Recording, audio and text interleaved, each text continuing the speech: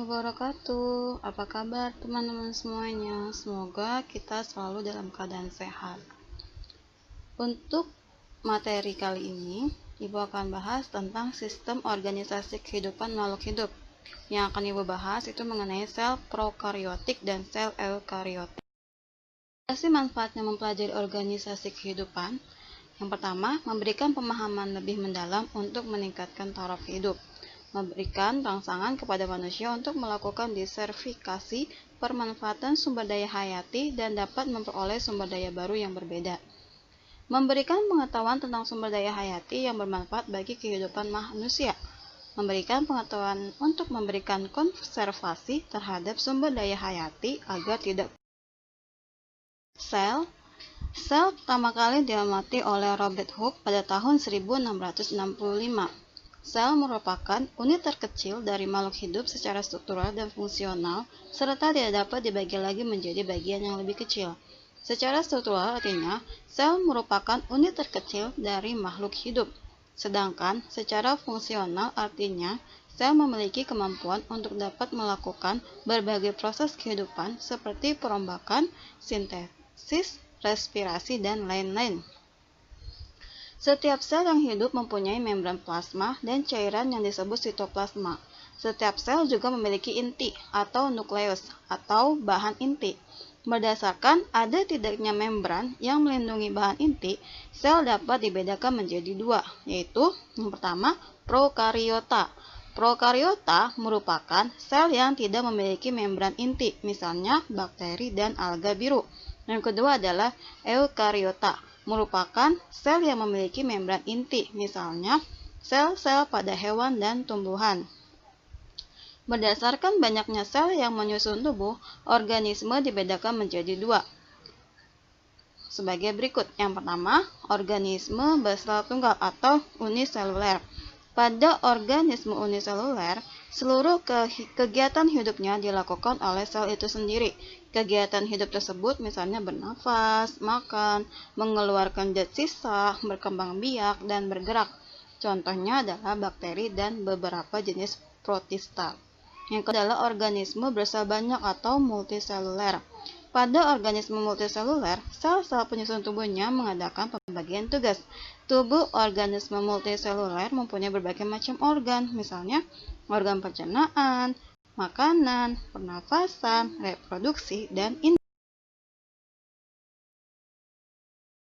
ini adalah bagian-bagian dari sel prokariota dan sel eukariota. Yang pertama adalah sel prokariota.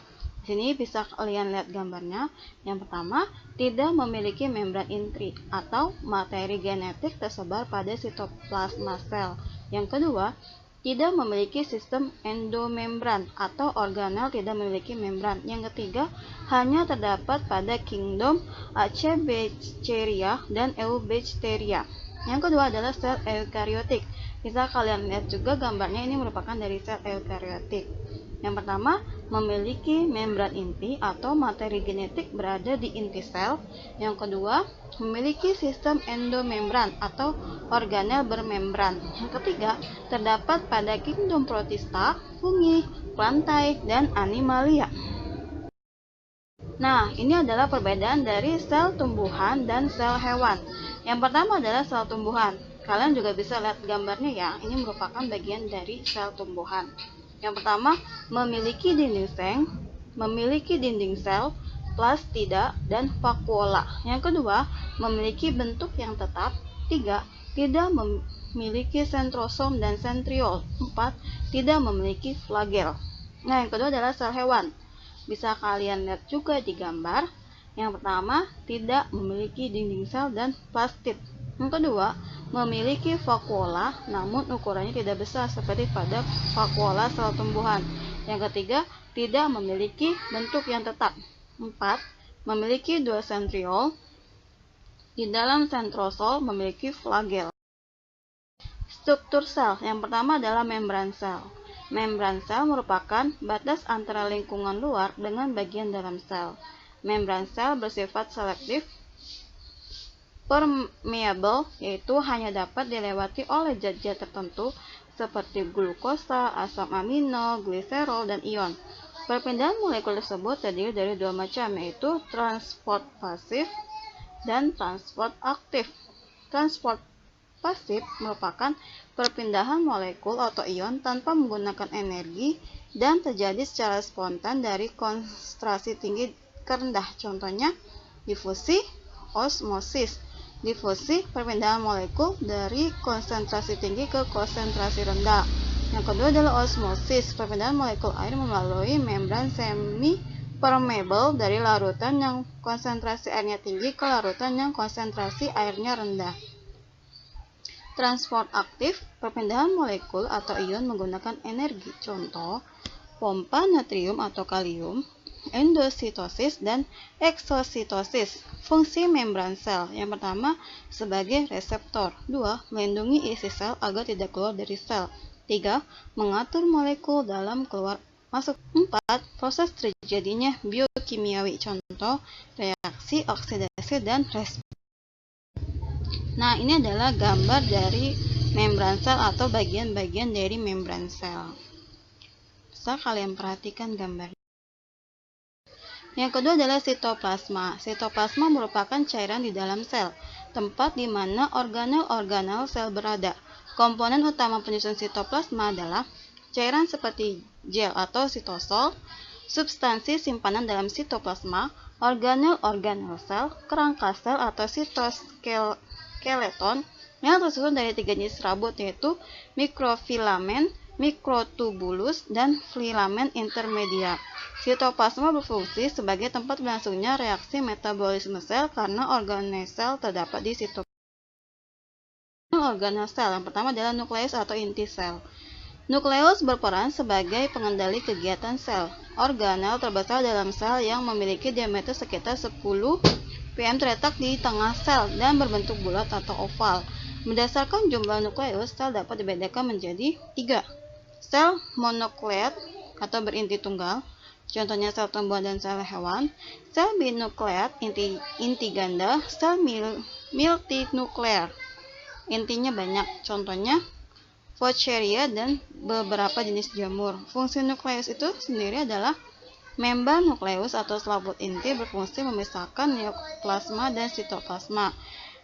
Nukleoplasma merupakan cairan inti yang bersifat transparan dan semi-solid atau kental. Nukleus atau anak inti tersusun atas fosprotein, fosfat, DNA, dan enzim. Ini adalah bagian-bagian atau struktur dari nukleus, bisa kalian lihat di gambar. Retikulum endoplasma. Retikulum berasal dari kata reticular yang artinya anyaman benang atau jala. Letaknya memutar dalam sitoplasma, endoplasma, sehingga retikulum endoplasma merupakan benang atau jala yang mengelilingi sitoplasma. Berdasarkan keberadaan ribosomnya, retikulum endoplasma dibedakan menjadi 2. Retikulum endoplasma kasar, permukaan diselubungi oleh ribosom. Retikulum endoplasma halus, permukaan tidak diselubungi oleh ribosom.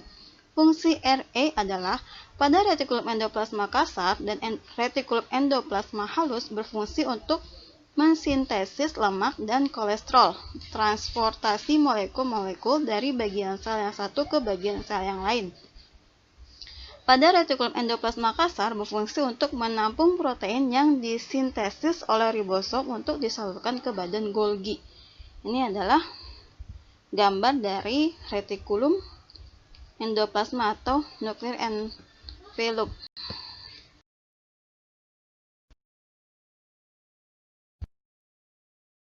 Mitokondria. Mitokondria memiliki bentuk bulat panjang seperti tongkat dan terdapat pada sel eukariot aerob. Mikroondria tersusun dari krista atau tonjolan perluasan dari membran dalam dan matriks mitokondria atau ruang dalam yang kaya akan enzim, sitokrom, DNA, RNA, dan protein. Fungsi mitokondria yaitu untuk oksidasi makanan, respirasi sel, dehidrogenasi, fosforilasi oksidatif, dan sistem transfer elektron. Sini adalah gambar dari mitokondria, bagian-bagian dari mitokondria. Bisa kalian lihat. Klorofas. Klorofas hanya terdapat pada sel tumbuhan dan algae dalam Di dalam kloroplas terdapat klorofil, pigmen fotosintesis, dan stroma. Pigmen fotosintesis berfungsi untuk menangkap cahaya matahari yang akan diubah menjadi energi kimia. Fungsi kloroplas yaitu sebagai tempat berlangsungnya fotosintesis. 9 sentriol. Sentriol terdiri dari satu lapis silinder yang di dalamnya terdapat 9 mikrotubulus. Setiap sel hewan, beberapa mikroorganisme, dan tumbuhan tingkat rendah memiliki 2 sentriol dalam sitoplasma. Sentriol berperan dalam proses pembelahan sel. Vakuola. Vakuola berarti ruangan sel. Pada tumbuhan yang sudah tua, vakuola berukuran besar dan berisi cadangan makanan. Pada sel hewan, vakuola berukuran kecil. Dinding sel. Membran sel tumbuhan dilindungi oleh dinding sel. Selain melindungi sel, dinding sel juga menjaga bentuk sel tumbuhan agar tidak berubah dan Nah, ini ada latihan soal. Silakan kalian kerjakan di buku tulis IPA-nya. Setelah itu bisa kalian kirim ke Google Classroom.